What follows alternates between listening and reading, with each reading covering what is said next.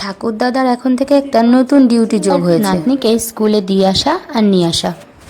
আমার কাজটা একটু কমেছে, কারণ প্রত্যেক দিনই ওকে আমার স্কুলে দিয়ে আসতে হতো। সেই ডিউটি থেকে আমি একটু ছুটি পেয়েছি, কারণ সকালবেলা কাজের এত চাপ থাকে যে রেডি হয়ে আবার ওকে স্কুলে দেওয়া আসাটা সত্যিই খুব চাপের হয়ে যায়। আজকে তো বেশ ভালোই ও ঠাকুর দাদার সঙ্গে একা চলে গেল।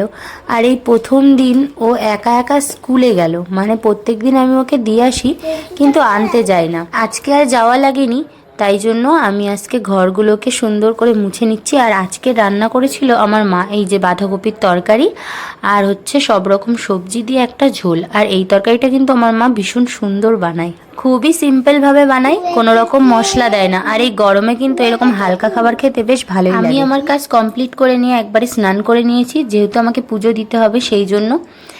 তারপর এই যে যা স্কিন কেয়ার থাকে প্রত্যেক দিনে সেগুলোই করে নিলাম। আর আমার মা একটা ফোনে অর্ডার করেছে পার্সেল, তো সেটাই দেখাচ্ছে যে এসছে কিনা।